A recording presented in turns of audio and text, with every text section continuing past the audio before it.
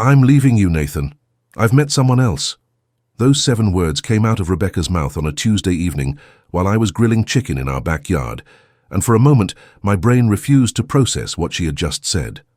I turned around from the grill, spatula still in hand, and looked at my wife of 6 years standing there with her arms crossed and her expression set in that determined way she got when she had made up her mind about something and wasn't open to discussion. "What do you mean you've met someone else?" I asked, my voice sounding distant and strange to my own ears, like I was listening to someone else speak. She shifted her weight uncomfortably, clearly having prepared for this conversation, but still not enjoying the actual execution of it. "I mean exactly what I said. I've been seeing someone for the past 4 months and it's gotten serious. He's asked me to move in with him, and I've decided to accept. I'm filing for divorce." The chicken on the grill started to burn, smoke rising into the evening air, but I couldn't move to do anything about it. 4 months. She had been cheating on me for 4 months, living a double life while I went to work every day at my middle management job and came home thinking everything was fine. "Who is he?" I managed to ask, needing to understand who had broken up my marriage even though I wasn't sure what difference the answer would make. "His name is Richard Covington," she said, and the way she said the name carried a kind of pride that made my stomach turn. "He owns Covington Industries, the tech consulting firm downtown. He's very successful, very established, and he can offer me the kind of life I deserve." The phrase, "the kind of life I deserve," hit me like a slap, the implication crystal clear. I couldn't offer her that life, wasn't successful enough, wasn't established enough, wasn't enough, period. "And what about our marriage?" I asked, hearing the desperation creeping into my voice and hating it. "What about the 6 years we've spent together, the plans we made, the life we built?" She sighed, like I was being deliberately obtuse about something obvious. "Nathan, be honest with yourself. What life have we built? You're 32 years old making $67,000 a year as a product manager at a software company that's going nowhere. We rent a house because we can't afford to buy one. We drive used cars. We haven't taken a real vacation in 3 years because we're always saving for the future. This isn't the life I signed up for when I married you." Each criticism landed like a punch, cataloguing all my inadequacies, all the ways I had failed to live up to whatever standard she had set for what a successful husband should be. I had thought we were building something together, being responsible and patient, but apparently she had been keeping score the whole time and I was losing. "Richard is 52, divorced, no kids, and worth about $40 million, she continued, and I realized she had been waiting to deliver this information like it was the ultimate justification for her betrayal. "He has a house in the suburbs that's worth more than we'll probably earn in our lifetimes combined. He travels internationally for business and takes me with him. He doesn't worry about money or stress about promotions or live in this constant state of financial anxiety that you've created for us. He's confident and powerful and actually going somewhere in life." The comparison was brutal and deliberate, designed to make me feel as small as possible. "So, that's what this is about?" I asked, anger finally starting to break through the shock. "Money, status, you're throwing away our marriage because you found someone richer." She looked at me with something like pity. "I'm leaving because I want more than this, Nathan. I want security. I want nice things. I want to not worry about whether we can afford to go out to dinner or buy new furniture. And yes, I want to be with someone who's actually achieved something significant in his life, instead of just talking about potential that never materializes."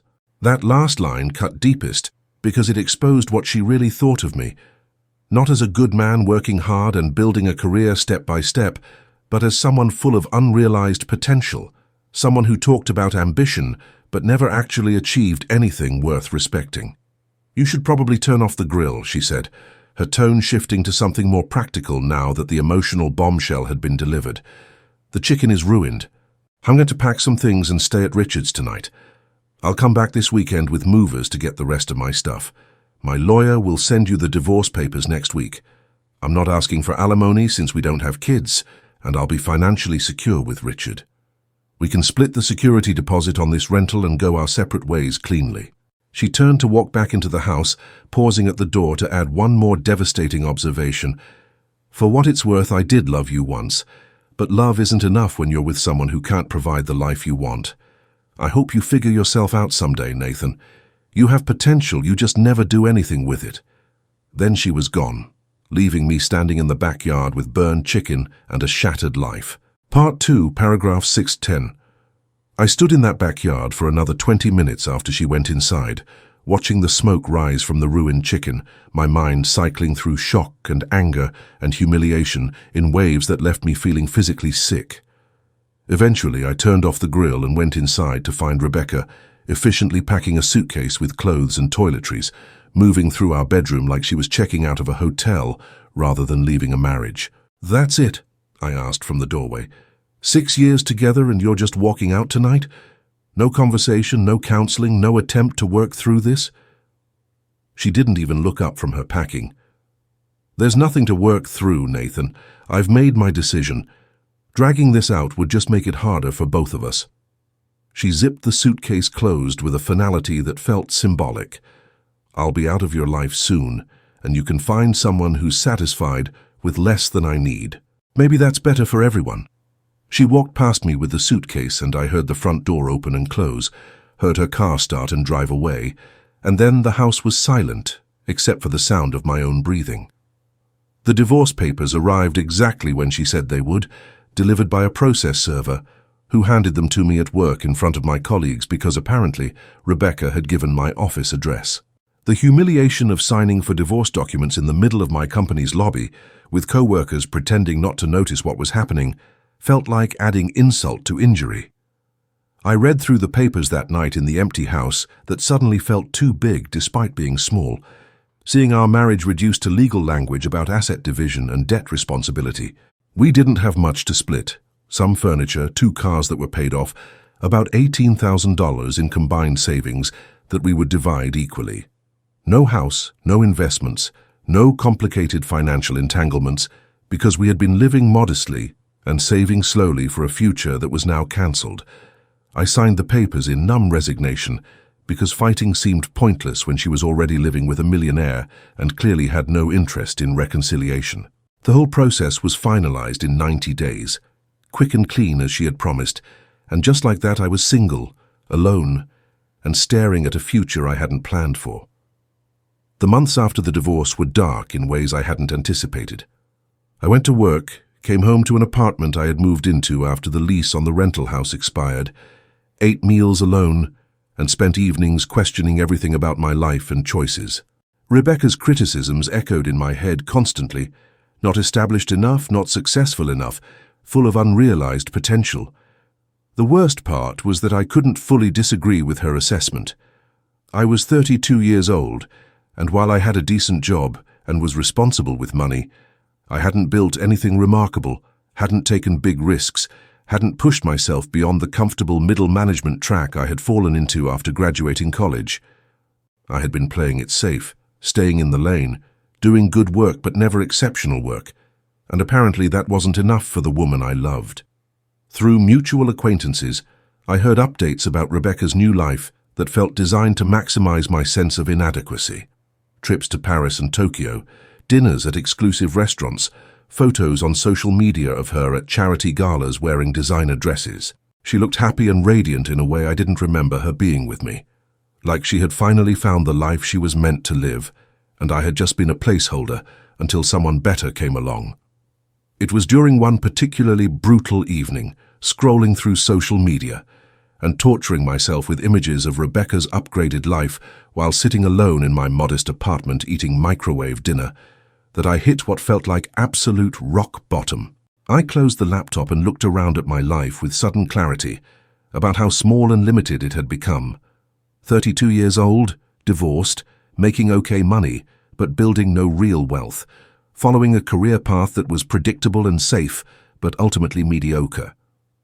Rebecca had been cruel in how she left, but had she been wrong about me? Was I really just someone with unrealized potential who talked about ambition but never acted on it with enough intensity to create something significant? The question sat heavy in my chest, and instead of spiraling further into self-pity, I felt something else start to kindle. Anger, but directed at myself rather than at Rebecca or Richard or the unfairness of it all. I had been coasting, playing small, accepting whatever career trajectory my company offered without fighting for more or building something independently. That was going to change, starting immediately, because I refused to prove her right about me. I went to the bookshelf where I had a collection of business and self-help books I had bought over the years, but never fully absorbed, pulling out one that a colleague had recommended months ago. The 10X Rule by Grant Cardone, with its bold promise about taking massive action to achieve massive success. I opened to a random page and read, "Average is a failing formula. You either go big or you go home. Massive thoughts must be followed by massive actions." The words hit like a wake-up call, challenging the entire moderate, careful, measured approach I had taken to my career and life.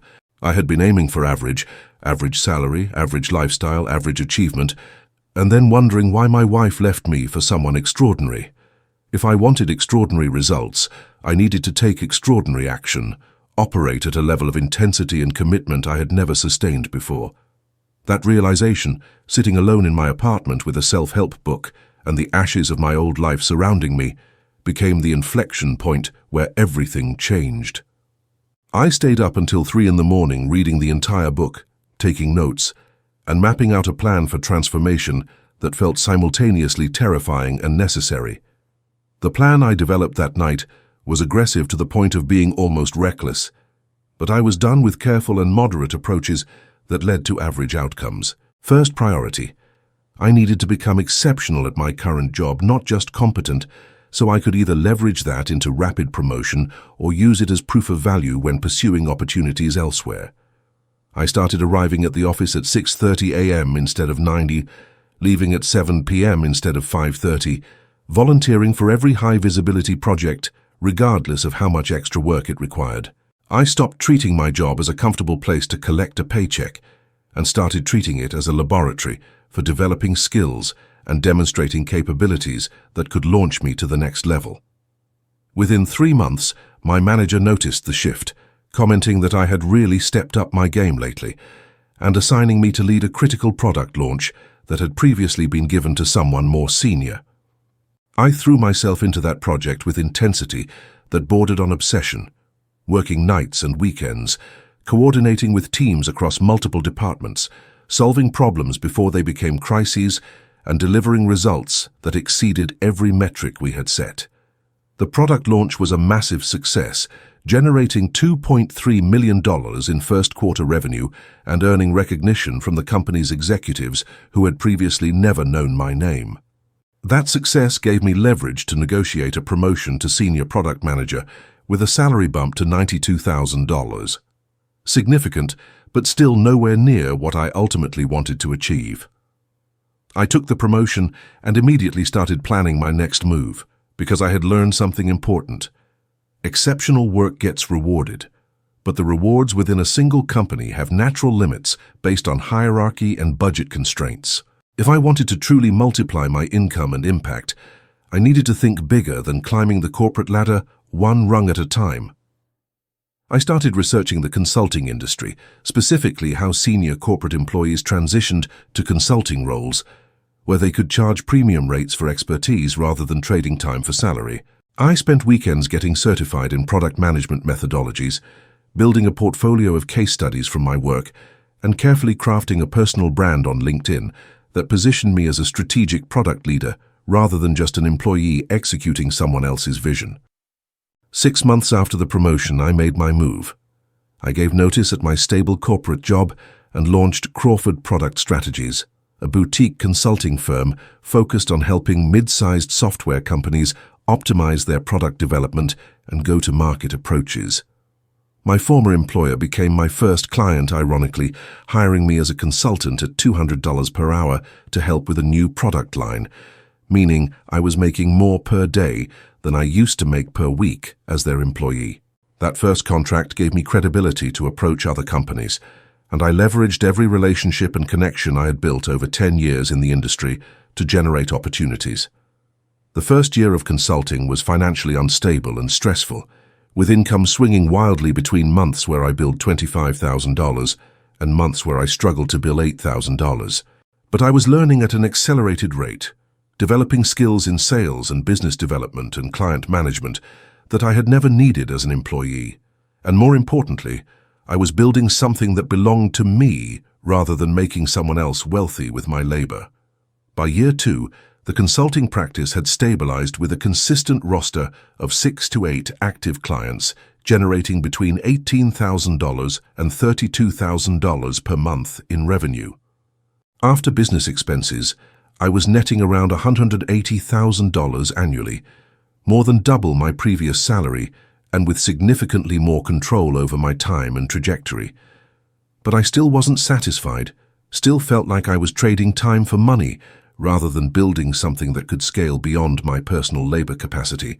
I started hiring other consultants to work under the Crawford brand, people with complementary skills who could handle client work while I focused on business development and higher-level strategy. The model worked better than I expected.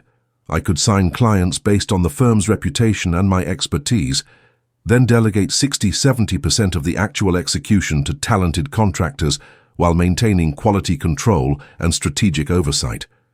This leverage allowed me to take on more clients simultaneously without burning out, and it transformed the business from a solo practice into a small firm with growing revenue and impact. By year 3, we had grown to 12 consultants and were generating $2.1 million in annual revenue with profit margins around 35%, meaning my personal income had jumped to approximately $420,000 after paying all team members and business expenses. The success was intoxicating but also exhausting, and I realized that the consulting model, while lucrative, still had fundamental limitations. We were project-based, which meant revenue was unpredictable and required constant sales effort, and we were service-based, which meant growth required adding more people and managing more complexity.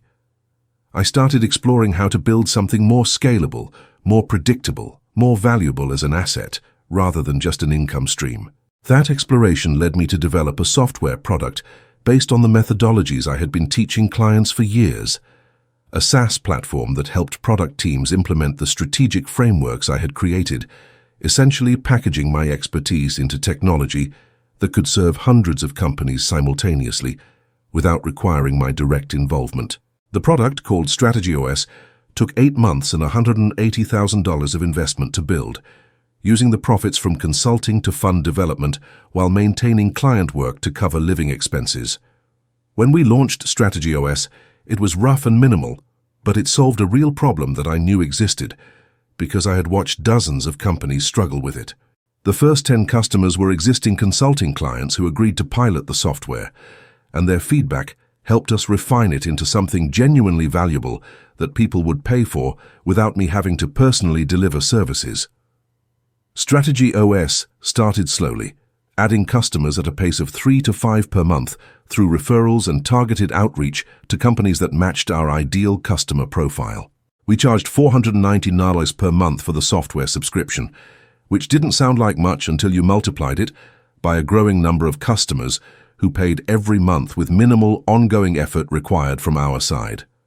By month 6, we had 42 customers generating $2,916 in monthly recurring revenue, and I could see the beautiful economics of SaaS business model unfolding: high gross margins, predictable revenue, potential to scale without proportionally increasing costs. I made a strategic decision at that point to shift my focus almost entirely from consulting to the software business, keeping only 3 high-value consulting clients while dedicating the rest of my energy to growing StrategyOS. The consulting revenue still covered all my personal expenses and provided cash flow to invest in the software, but the software represented the real future because it could scale to millions in revenue without requiring me to hire an army of consultants. I hired a salesperson, a customer success manager, and a developer to maintain and improve the platform, and we started implementing systematic growth strategies, content marketing, strategic partnerships, a referral program that rewarded existing customers for bringing in new ones. The growth accelerated dramatically once we had those systems in place and could focus on execution rather than constantly improvising. We crossed 100 customers at month 14, 200 customers at month 21, 500 customers at month 34. By year 4 post-divorce, Strategy OS was generating $287,000 in monthly recurring revenue with approximately 575 customers. And after paying for team salaries, software infrastructure, marketing, and all operational costs, we were netting about $140,000 per month in profit. My personal income, combined with the consulting work I still did, and the growing value of the equity in Strategy OS, had elevated me to a level I couldn't have imagined when Rebecca left me. More importantly, I had built something real and valuable that wasn't dependent on my personal time. The company could run and grow with or without me in the day-to-day operations because we had systems, processes, and a team that executed consistently. That autonomy and scalability was the true prize, worth more than any specific dollar amount, because it represented genuine freedom rather than just higher-paid employment. Around year 5, we attracted attention from a venture capital firm that specialized in B2B SaaS companies and wanted to invest growth capital to help us scale faster. After months of due diligence and negotiation, we closed a Series A funding round of $5 million at a $18 million pre-money valuation, meaning my majority ownership stake was suddenly worth over $12 million on paper, even before deploying the new capital. The funding allowed us to hire aggressively, invest in enterprise sales infrastructure, and expand the product capabilities to serve larger customers who could pay more than $499 per month for advanced features. With the VC backing and expanded team, we accelerated growth to over 100 new customers per month, crossed $1 million in monthly recurring revenue by year 6, and started getting approached by potential acquirers who saw the value in what we had built. I wasn't interested in selling yet because the trajectory was still steeply upward, and I wanted to see how big we could make it. But knowing that the business had concrete acquisition value that exceeded $50 million based on industry comparables was validating in ways that went beyond money. It proved I had built something exceptional, something that created real value in the market, something that completely demolished Rebecca's assessment that I was full of unrealized potential. The personal transformation paralleled the business growth in ways that felt interconnected. I had moved from my modest apartment to a modern house in an upscale neighborhood, not to impress anyone, but because I could afford it and genuinely enjoyed having space and quality. I had upgraded my wardrobe, my car, my lifestyle in proportionate ways that reflected my income without being ostentatious or compensating for anything.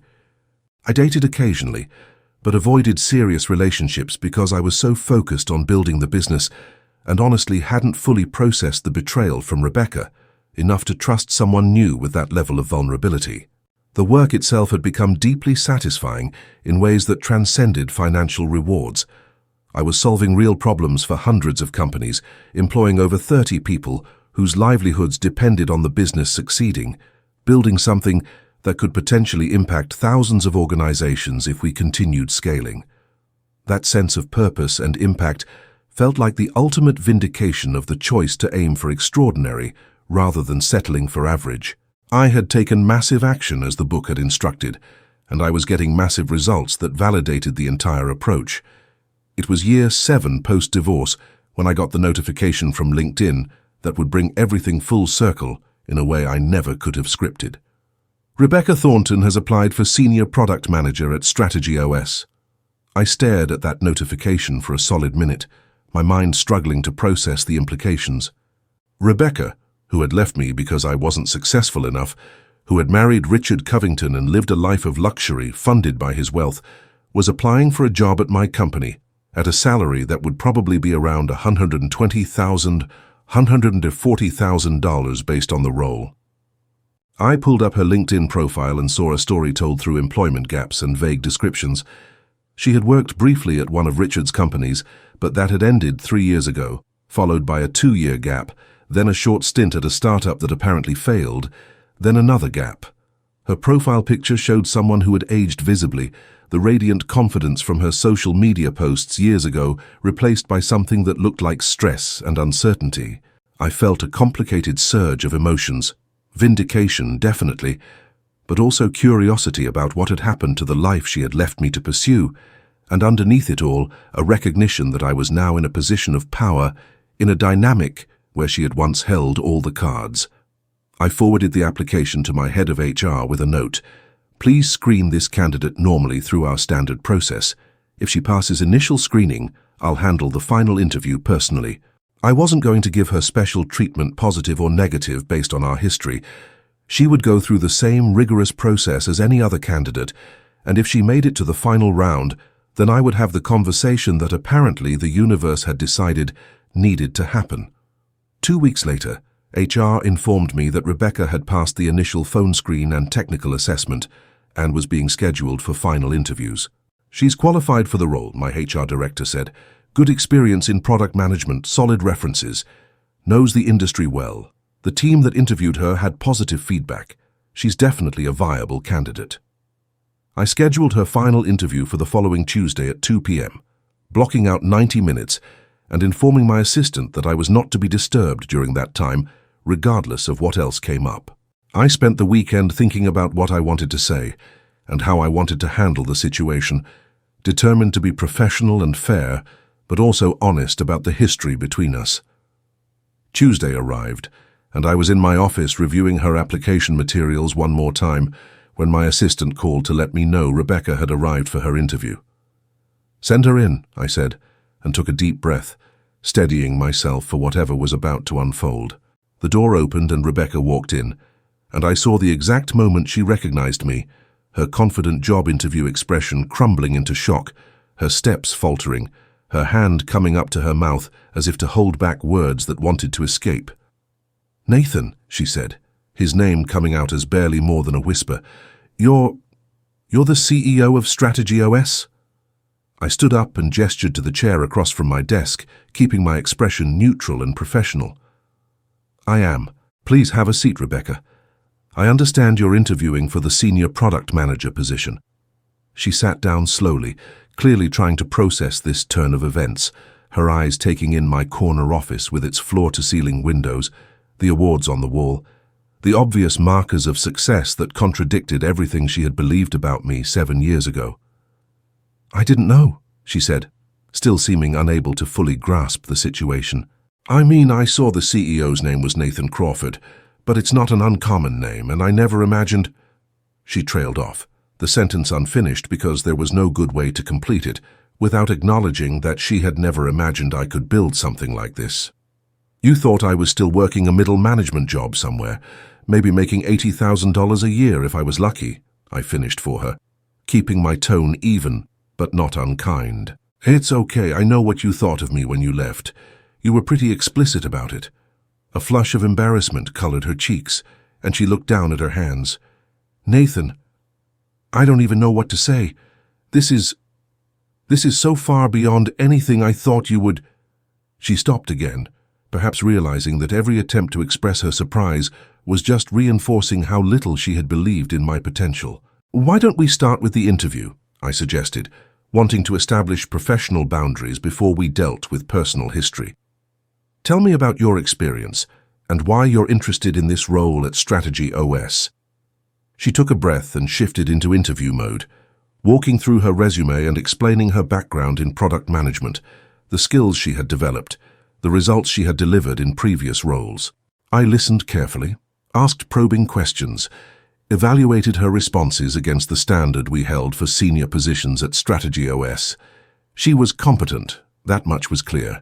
She knew the industry, understood product strategy, could articulate frameworks and methodologies with confidence. But there were gaps in her story, periods of unemployment that she glossed over with vague explanations, a trajectory that had clearly not gone the way she had planned when she left me for a richer man.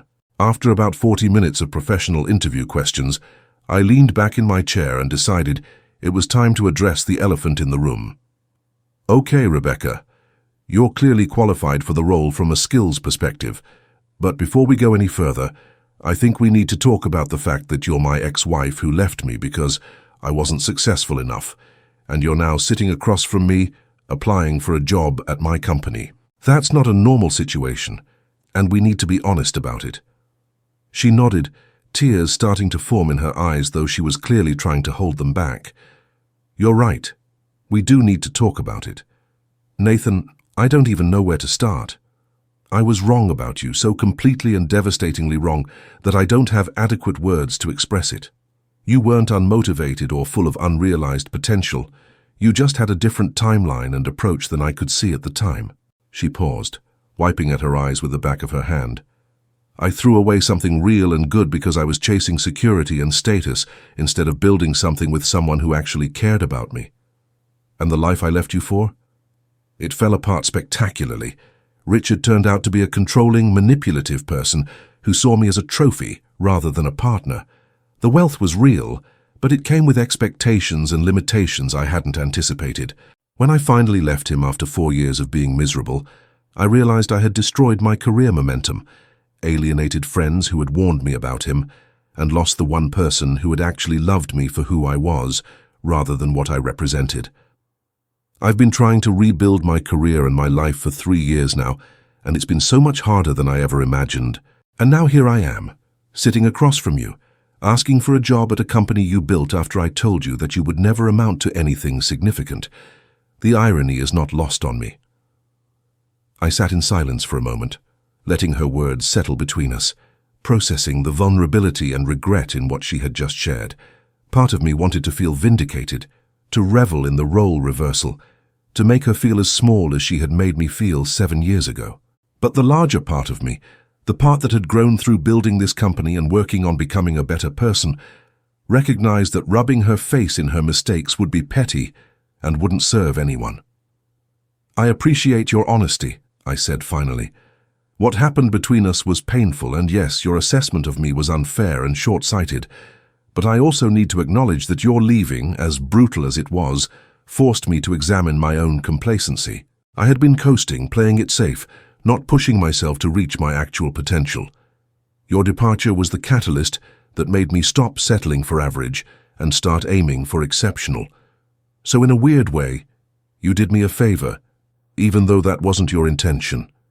She looked at me with an expression I couldn't quite read, gratitude mixed with sadness, perhaps recognition of what she had given up by leaving when she did. "That's incredibly generous of you to frame it that way," she said quietly. "I don't deserve that level of grace after how I treated you." I shrugged slightly. "Maybe not, but holding on to bitterness doesn't serve me.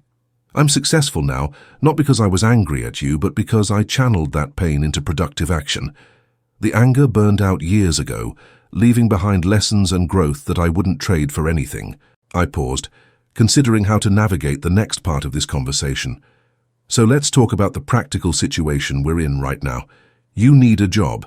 I have an opening for which you're qualified, but hiring my ex-wife creates potential complications for the team dynamic, for both of our abilities to maintain professional boundaries, for the inevitable gossip and speculation that would follow if people found out about our history. I need to think carefully about whether this is something that can work, not just for you, but for the company and everyone else involved."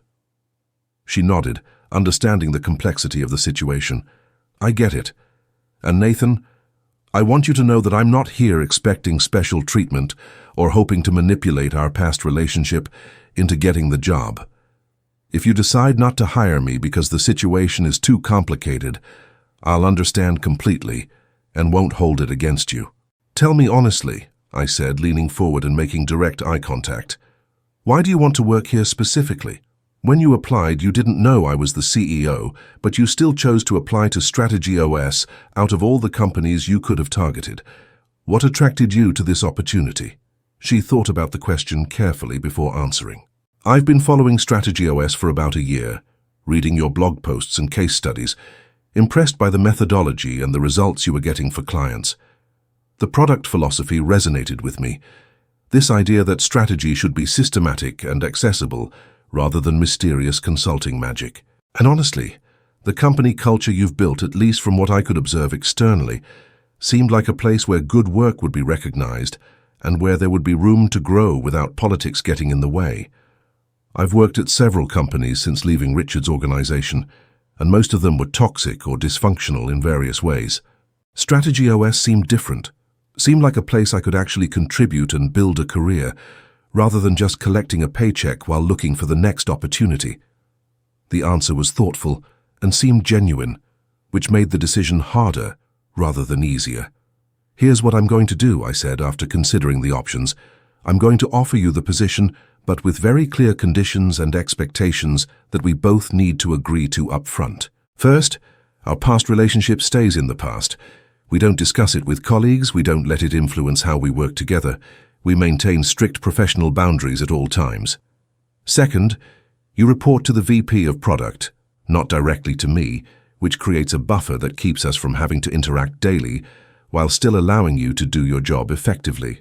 Third, you're hired on a 6-month probationary period like any new employee, and if at any point it becomes clear that our history is creating problems for you, for me, or for the team, we revisit whether this arrangement can continue. And fourth, you work twice as hard to prove yourself as you would at any other company, not because I'm punishing you, but because you need to earn the respect of your colleagues based purely on merit, without anyone thinking you got the job because of our connection." I paused, making sure she understood the seriousness of these conditions. "Can you agree to those terms?" She nodded immediately, relief and gratitude evident in her expression. "Yes, absolutely. I agree to all of those conditions, Nathan. Thank you for giving me this chance. I know you didn't have to. And I know it would have been easier to just reject my application and avoid the whole situation." She stood up, seeming to think the interview was concluding, but I gestured for her to sit back down. "We're not done yet," I said with a slight smile. "If I'm going to hire you, I need to make sure you're actually the right fit for the role beyond just our personal history. Let's spend the next 30 minutes going deep on a product challenge we're currently facing, and you can show me how you would think through the problem strategically. Consider this the actual final interview, separate from all the emotional complexity we just navigated." Her expression shifted back to professional focus, and for the next half hour, we engaged in a detailed product discussion that revealed how her mind worked, what frameworks she used, how she approached trade-offs and prioritization. By the end of that conversation, I was satisfied that she genuinely was qualified for the role and would likely add value to the team if we could manage the personal dynamics successfully. "Okay," I said as we wrapped up. "You're hired. HR will send over the offer letter with details on compensation, benefits, and start date. Welcome to Strategy OS, Rebecca. I hope this works out for both of us." Rebecca started at Strategy OS 3 weeks later, and to her credit, she approached the role with exactly the professionalism and work ethic we had agreed upon. She kept her head down, focused on delivering excellent work, built relationships with her colleagues based on competence and collaboration, rather than trying to trade on any connection to me. Most employees had no idea about our history, and the few who did know kept it appropriately confidential. I made a point of treating her exactly the same as any other senior product manager. No special access, no preferential treatment, but also no coldness or deliberate distance that would signal unresolved issues. Within 2 months, her direct manager reported that she was exceeding expectations, bringing strong strategic thinking to the product roadmap and earning respect from the engineering and design teams she worked with. By month 4, she had shipped a significant feature that drove measurable improvement in customer satisfaction scores, and by month 6, when her probationary period ended, it was clear she had earned her place on the team through merit rather than history. I approved converting her to permanent employment without hesitation, pleased that the arrangement was working out as well as it was. The company continued its rapid growth trajectory, crossing $2 million in monthly recurring revenue by year 8 post-divorce, and attracting even more attention from potential acquirers and investors interested in participating in our next funding round. We had grown to over 80 employees across product, engineering, sales, marketing, and customer success, with offices in 3 cities and customers spanning 15 countries. The business I had started as a solo consulting practice had evolved into a genuine mid-market software company with enterprise value that now exceeded $100 million based on the acquisition offers we were receiving. I had personally become relatively wealthy through my ownership stake, with liquid net worth around $8 million from strategic secondary sales of small equity portions, and total equity value approaching $70 million based on our most recent valuation. But more than the money, what felt significant was the impact we were having. Thousands of companies using our software to make better strategic decisions, hundreds of employees building careers at Strategy OS, an approach to product strategy that was becoming an industry standard referenced in articles and taught in business schools. I had built something that mattered, something that would outlast me, something that completely transcended the limitations Rebecca had once believed defined my potential. About 9 months after Rebecca joined the company, we had an all-hands meeting where I was presenting our quarterly results and strategic direction for the next phase of growth. As I stood on stage in front of the entire company, talking about the vision for expanding into new markets and the ambitious revenue targets we were setting, I noticed Rebecca in the audience watching with an expression that was hard to read. Pride, maybe, or regret, or perhaps just recognition of how dramatically things had changed from the life we once shared. After the meeting ended, she approached me as employees were filing out of the conference room. "That was an inspiring presentation," she said. "You've become a really effective leader, Nathan. The team clearly believes in the vision you're painting." I thanked her for the feedback, and we stood there awkwardly for a moment before she continued. "Can I ask you something personal off the record, just between us as two people who used to know each other well?" I nodded, curious where this was going. "Do you ever think about what would have happened if I hadn't left? If we had stayed together and built something as partners, instead of you building this alone?" The question hung in the air, loaded with counterfactuals and alternate timelines that couldn't be tested. "Honestly," I replied, "I don't think I would have built any of this if you had stayed. Not because you would have actively prevented it, but because I was comfortable enough in our marriage that I didn't have the burning desperation to transform my life. Your leaving destroyed that comfort and forced me to confront my own mediocrity. It was brutal and painful, but it was also exactly what I needed, even though I couldn't see it at the time." She absorbed that response, seeming to understand the bittersweet truth in it. "So in a way, the worst thing that happened to you was also the best thing?" I considered that framing carefully before responding. "Maybe. Or more accurately, I made the choice to turn the worst thing into the best thing by how I responded to it. The divorce itself was just an event, neutral until I assigned meaning to it. I could have spiraled into bitterness and victimhood, or I could have used it as fuel for transformation. I chose the latter, and that choice made all the difference." She nodded slowly, then said something that surprised me. "I'm proud of you, Nathan. I know I have no right to be, and my opinion probably doesn't matter to you anymore, but I want you to know that watching what you've built has been humbling and inspiring. You became the man I couldn't see when we were together." "Your opinion does still matter," I said honestly, "not in the way it used to, not as validation I need, but as recognition from someone who knew me before all this success. It's meaningful to hear that you see the transformation, even if our relationship couldn't survive long enough to be part of it." We stood in comfortable silence for a moment, and I felt a sense of closure that I hadn't realized I still needed. "I should get back to work," she said eventually. "Thank you for this conversation, and for giving me a chance to be part of what you're building here.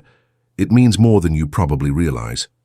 She walked away before I could respond, leaving me alone in the conference room thinking about the strange journey that had led from that devastating conversation in our backyard to this moment where my ex-wife worked for a company I had built, partly in response to her leaving.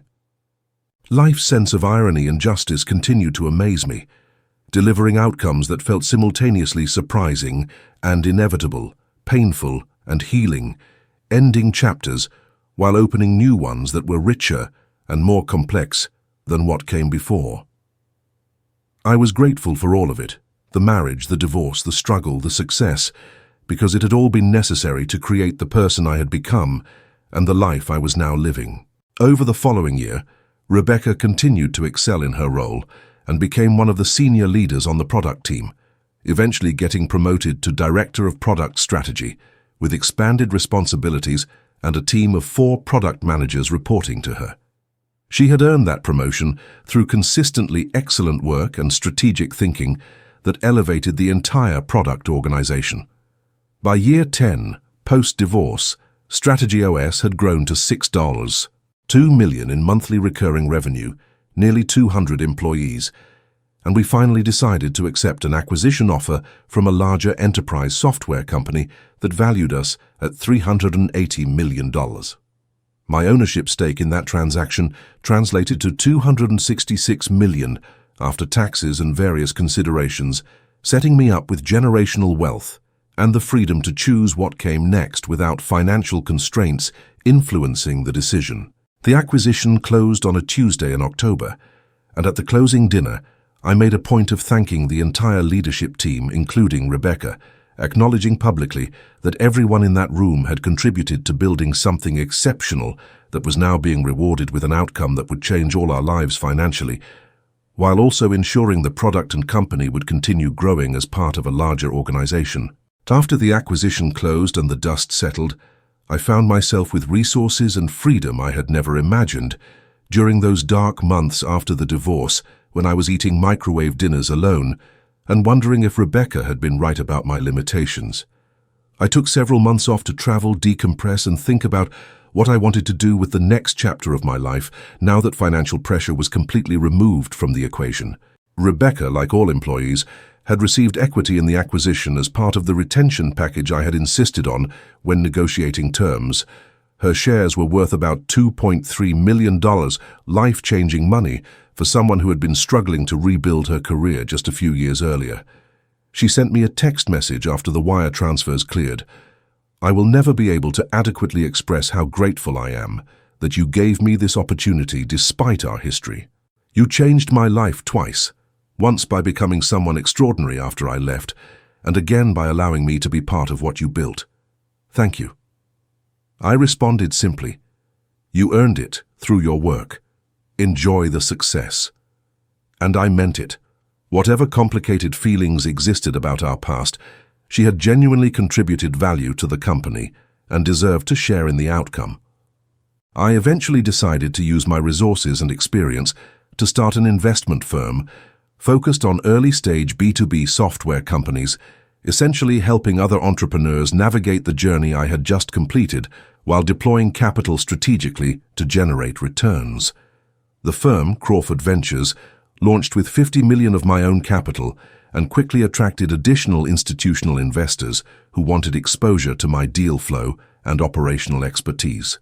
Within 2 years, we had invested in 18 companies, 3 of which had already returned significant multiples on our investment through acquisitions or subsequent funding rounds. The work was intellectually stimulating and gave me a sense of purpose beyond just accumulating more wealth. I was helping founders avoid mistakes I had made, accelerating their growth through strategic guidance and introductions, and building a portfolio that could compound for decades. I was 42 years old, financially secure beyond anything I'd ever dreamed of, doing work I found meaningful, and finally at peace with the journey that had brought me here. The anger and pain from the divorce had long since transmuted into gratitude for the catalyst it had provided, and I could look back on that version of myself standing at the grill 7 years ago with compassion rather than judgment. Rebecca and I maintained a friendly professional relationship after the acquisition, occasionally meeting for coffee to catch up on our respective ventures.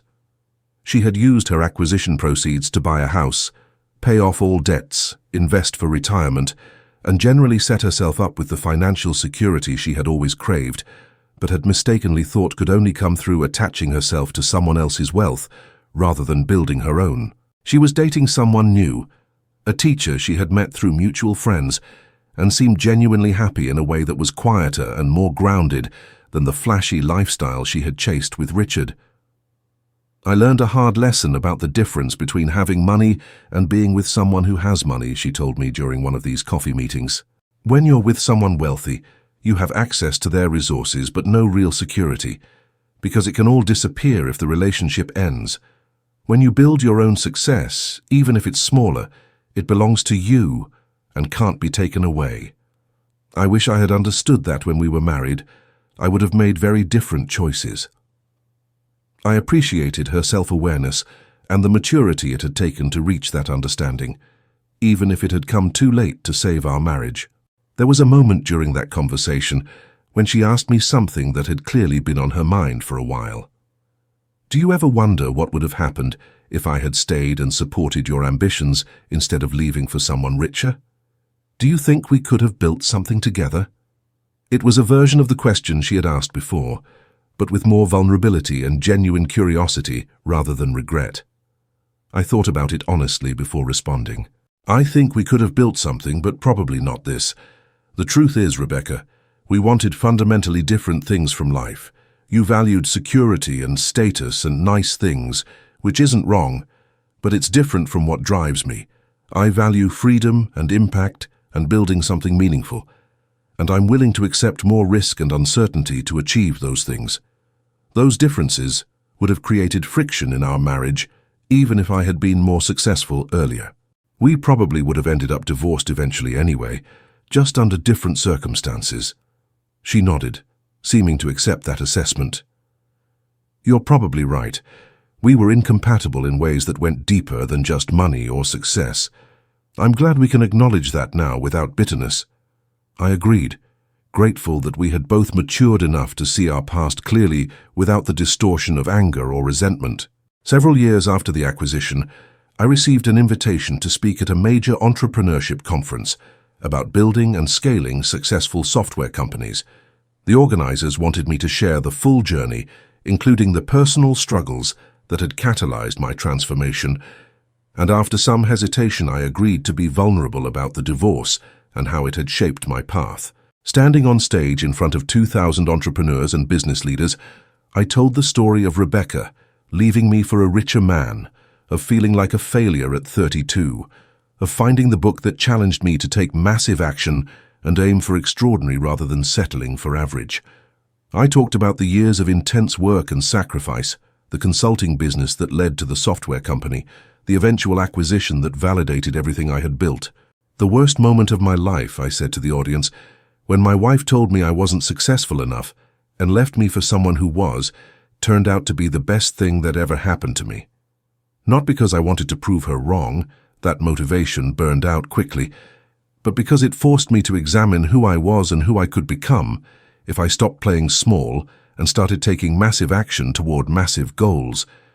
The pain was the catalyst, but the transformation was my choice.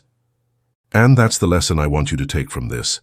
Whatever pain or failure or setback you're experiencing right now, you get to choose what it means and what you do with it.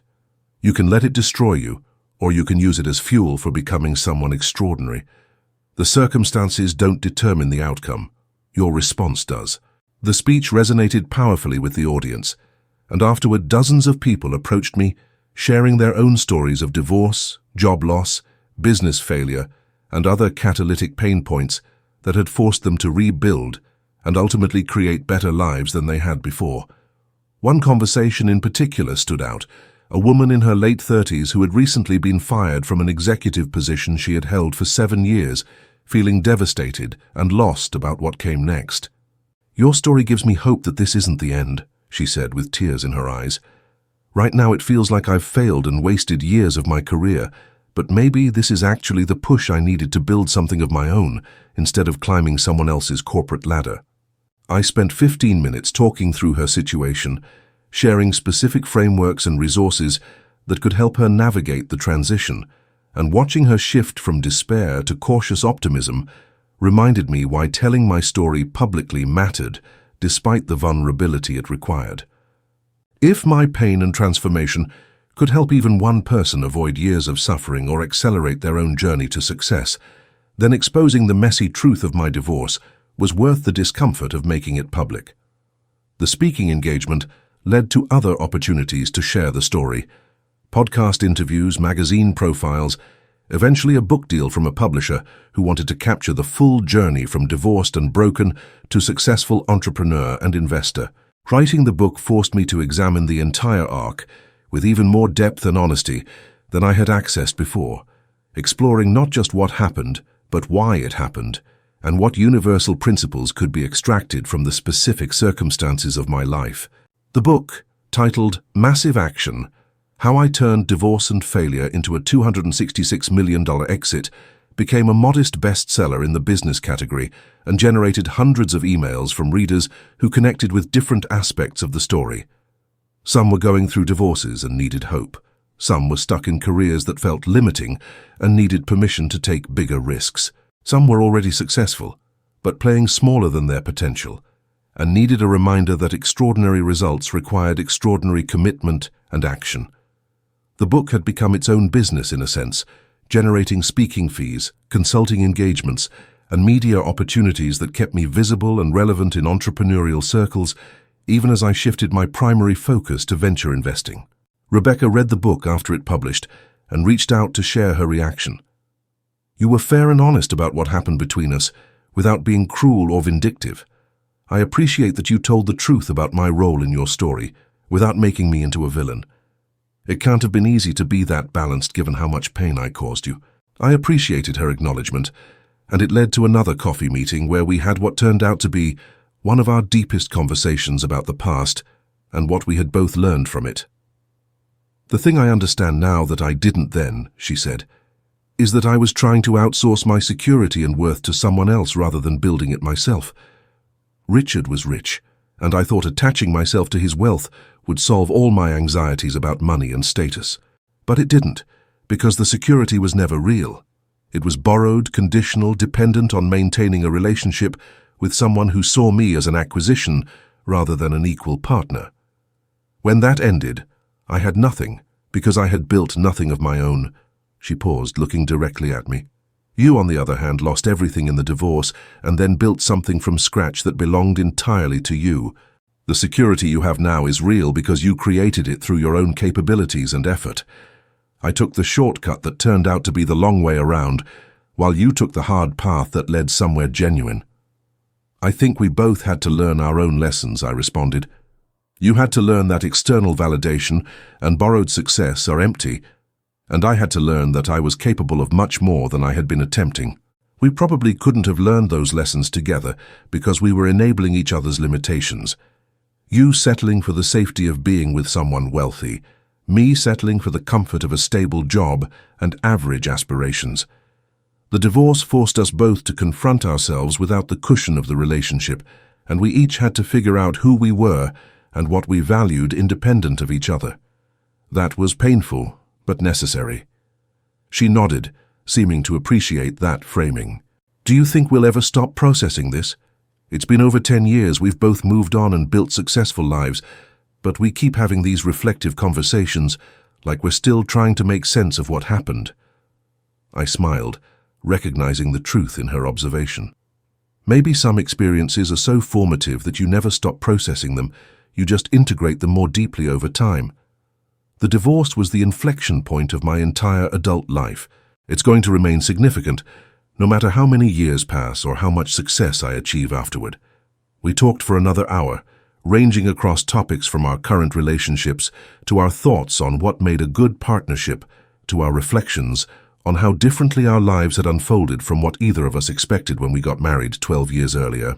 By the time we said goodbye and went our separate ways, I felt a sense of completion that was different from earlier conversations. Not closure exactly, because that implied something ending, but more like integration, where the past and present existed in harmony rather than conflict. Rebecca would always be the person who catalyzed my transformation through leaving, and I would always be the person who proved her initial assessment wrong by building something exceptional. Those roles were fixed in our shared history, but they no longer carried charge or pain or resentment. They just were, part of the story that had led both of us to where we now stood, wiser and more self-aware than when we started. I drove home from that coffee meeting feeling grateful for every part of the journey, including the parts that had hurt the most, because they had all been necessary to create the life I was now living, a life of freedom, purpose, impact, and genuine fulfillment that I couldn't have imagined when I was standing at that grill watching my marriage end.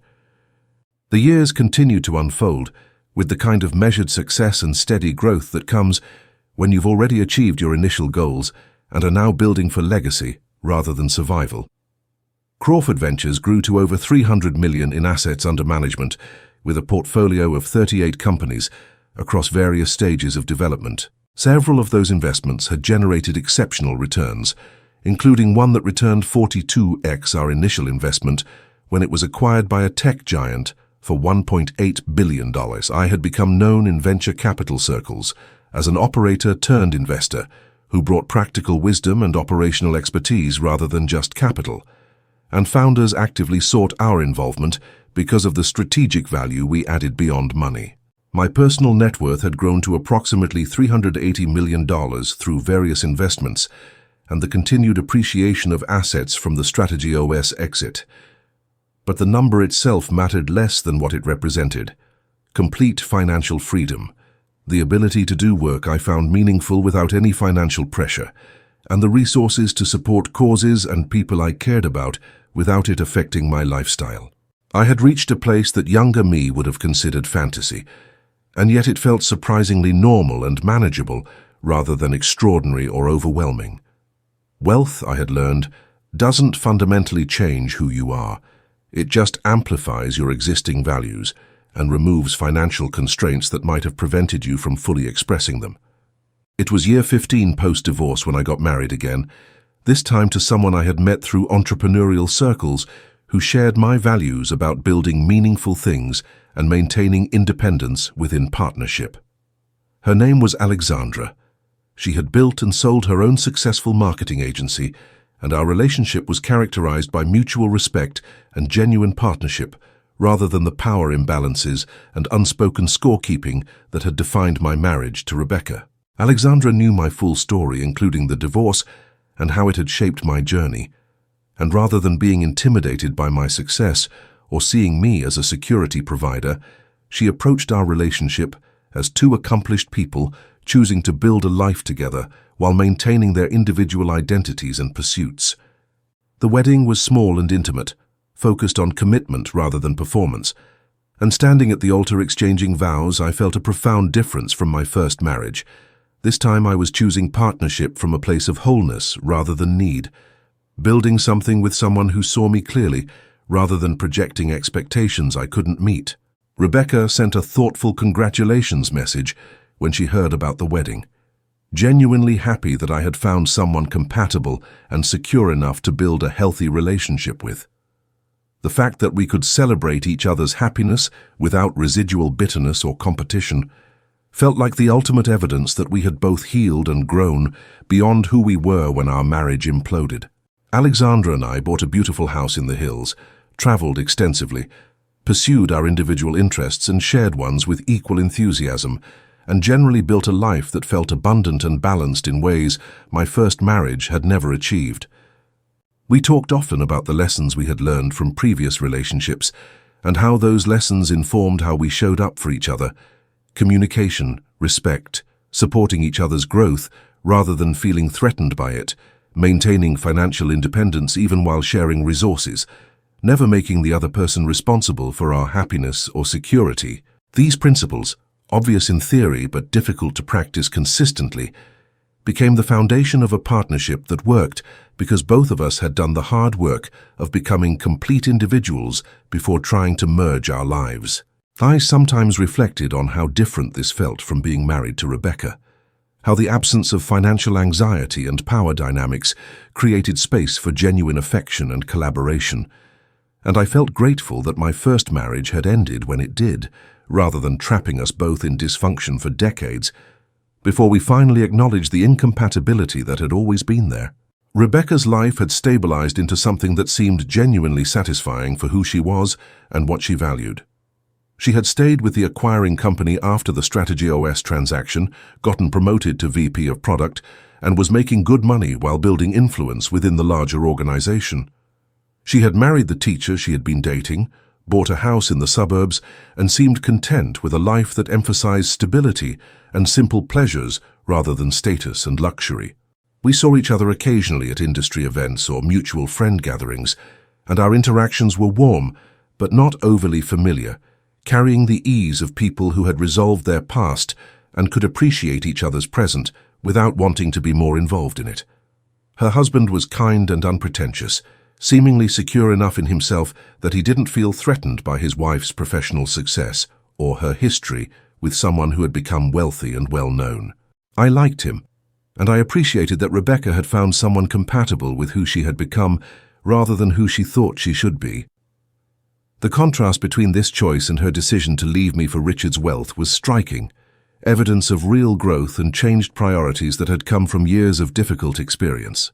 There was a moment at a mutual friend's 40th birthday party where Rebecca, her husband Alexandra, and I ended up in a conversation together that would have been impossibly awkward 15 years earlier, but now felt surprisingly natural. We were discussing career transitions and life decisions, and Rebecca's husband mentioned how impressed he was by the risks both Rebecca and I had taken in our careers. I'm a teacher, which is stable and predictable, and sometimes I wonder what it would be like to take the kind of leaps you both have taken in building businesses and navigating major career changes, he said. Rebecca and I exchanged a glance that carried shared understanding about just how much risk and pain had been involved in our respective journeys. The thing about big risks, I said, is that they often don't feel like conscious choices in the moment. They feel like necessary responses to circumstances that have made the status quo untenable. I didn't wake up one day and decide to be bold. I built a consulting business because I had to, because staying in my corporate job felt like accepting limitations I was no longer willing to accept. Rebecca nodded in agreement. Same for me in a different way. I didn't strategically plan to rebuild my career in my 40s. I had to, because my previous choices had led to a dead end. The courage came from necessity rather than some inherent boldness. Alexandra added her perspective, but necessity only produces transformation in people who choose to respond with action rather than resignation. Plenty of people face the same circumstances and just accept defeat. You both chose differently, and that choice is what made the difference. The conversation continued for another 30 minutes, ranging across topics of risk, resilience, partnership, and what actually matters in building a satisfying life. As we eventually split off to talk to other people at the party, I felt a sense of completion about the entire arc from that devastating conversation at the grill to this moment of easy collegiality with my ex-wife and our respective spouses. The journey had been painful and transformative, had taken me to depths of despair I hadn't known existed, and heights of success I hadn't imagined were possible, and had fundamentally rewired who I was and what I believed about my own potential. Rebecca had been the catalyst but not the cause. She had revealed the gap between who I was and who I could become. But closing that gap had been my choice and my work. The man she had left because he wasn't successful enough no longer existed, replaced by someone who had learned that success was about taking massive action toward meaningful goals. That potential was meaningless without execution, that pain could be transformed into power if you refused to let it define you. And the woman who had left me for a richer man had learned her own lessons about security and self-worth, had grown through her own painful experiences, and had arrived at her own version of contentment that looked nothing like what she thought she wanted 15 years ago. We had both become different people, and those different people could stand in a room together without animosity or regret, just recognition of how far we had each traveled from who we were when our lives were intertwined. The years that followed brought a deepening sense of purpose that transcended personal success and moved toward broader impact. I started mentoring young entrepreneurs through a formal program I created, offering free guidance to founders who were in the early struggle phases of building their companies and couldn't afford expensive advisors or coaches. The mentorship sessions reminded me of my own desperate period after the divorce, when I would have given anything to have someone successful share their roadmap and warn me about pitfalls. Many of the founders I worked with were facing their own versions of rock bottom, job losses, failed businesses, divorces, bankruptcy, and helping them see those moments as catalysts rather than endings felt like extending the gift that the business books had given me years ago. Some succeeded spectacularly, some failed and tried again, some gave up and went back to employment, but all of them appreciated having someone who believed in their potential when they were struggling to believe in it themselves. Alexandra and I decided not to have children, a mutual choice that freed us to pursue our work and interests without the constraints and responsibilities of parenthood. Some people judged that decision, but we were both clear that we wanted to build legacy through our work and impact rather than through biological reproduction. Instead of raising children, we focused on building companies, funding entrepreneurs, teaching and mentoring, and creating resources that could help thousands of people rather than just our immediate family. That choice felt right for who we were and what we valued, And I felt no regret about it, even when friends and family occasionally questioned whether we would change our minds. Rebecca, interestingly, had also chosen not to have children in her second marriage, a decision she told me came from recognizing that she had always wanted kids because it was expected, rather than because she genuinely desired motherhood. We were both at peace with paths that diverged from traditional expectations, focused on building meaningful lives according to our own definitions, rather than society's scripts. Crawford Ventures continued to grow and evolve, and by year 18, post-divorce, we had expanded beyond just B2B software into other sectors, including consumer technology, healthcare innovation, and sustainable infrastructure. The portfolio had generated over $2 billion in total returns across all investments, with my personal wealth growing to approximately $520 million through a combination of fund returns, co-investments, and appreciation of other assets. But the number itself felt almost abstract at that scale, less meaningful than the fact that 38 companies we had backed were employing over 4,200 people combined, serving millions of customers and solving real problems in various markets. The wealth was a scorecard that measured impact rather than an end goal in itself, and I found more satisfaction in seeing portfolio companies succeed than in watching my own net worth increase. I had reached a place where money was purely a tool for creating more impact, rather than something that drove my decisions or defined my sense of accomplishment. Rebecca reached out unexpectedly one afternoon with a request that surprised me. She wanted to write a book about her own journey, tentatively titled The Woman Who Left: What I Learned from Losing Everything to Chase the Wrong Things, and she wanted my permission to tell our story from her perspective as part of the narrative. "I'm not trying to exploit our history or make money off your success," she explained during a video call where we discussed the project. "But my story of leaving you for someone richer, realizing it was a mistake, struggling for years and eventually finding my own path to stability and happiness is something that might help other women who are making decisions based on security rather than values. I want to be honest about my role in what happened, about the mistakes I made and the lessons I learned. But I won't do it without your blessing because your story is intertwined with mine, and I don't want to violate your privacy." I thought about her request carefully, weighing my own discomfort about having our history exposed from her angle against the potential value it could provide to readers who might benefit from her perspective. "I'll agree to it under a few conditions," I finally said. "First, you're honest about what actually happened without sugarcoating your choices or trying to make yourself look better than reality. Second, you don't position me as either a victim or a hero, just as a real person who responded to difficult circumstances in ways that worked out well. Third, you acknowledge that while our story had a certain dramatic arc, the lessons are universal and applicable, regardless of the specific details. And fourth, you donate a portion of the proceeds to a financial literacy organization that helps women build economic independence, so the book contributes something beyond just telling an interesting story." She agreed to all the conditions immediately, grateful for the permission and the framework I had provided. The book came out about a year later and did moderately well, generating thoughtful discussions about marriage, money, security, and the difference between external and internal validation. Rebecca handled the promotional tour with grace and honesty, owning her mistakes while also being generous about my role in her eventual success through the Strategy OS opportunity. The book's existence felt like a final chapter closing, the last piece of our shared story being told and integrated and released into the world where it could serve purposes beyond just our own processing. The final years of this journey brought a perspective that could only come from distance and reflection. I was 50 years old, 18 years past the divorce that had catalyzed everything, and looking back on the arc with clarity that hadn't been available when I was living through it. The pain that had seemed unbearable at 32 now looked like necessary medicine, bitter but curative, destroying an old version of myself that needed to die so a new one could emerge.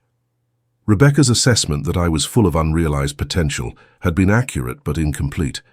I did have potential, but I also had complacency and fear and attachment to comfort that prevented that potential from manifesting. Her leaving had shattered the comfortable life I was hiding in, forcing me to either transform or accept diminishment. I had chosen transformation, and that choice had created everything that followed: the consulting business, the software company, the acquisition, the venture firm, the wealth, the impact, the second marriage, the life of freedom and purpose that younger me couldn't have imagined. None of it would exist if Rebecca had stayed and settled for the mediocre life we were building together. I eventually wrote my own follow-up book, not about the divorce specifically, but about the principles of transformation that anyone could apply, regardless of their specific circumstances. Massive Action: How Anyone Can Turn Crisis into Catalyst distilled the lessons from my journey into frameworks and practices that readers could implement in their own lives when facing setbacks or transitions. The core message was simple: circumstances don't determine outcomes, responses do.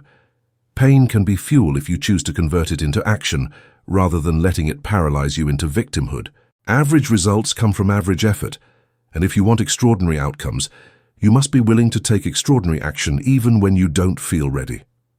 The book resonated widely, selling over 200,000 copies and generating speaking engagements around the world, where I shared the message with audiences who needed permission to stop playing small and start aiming for their actual potential.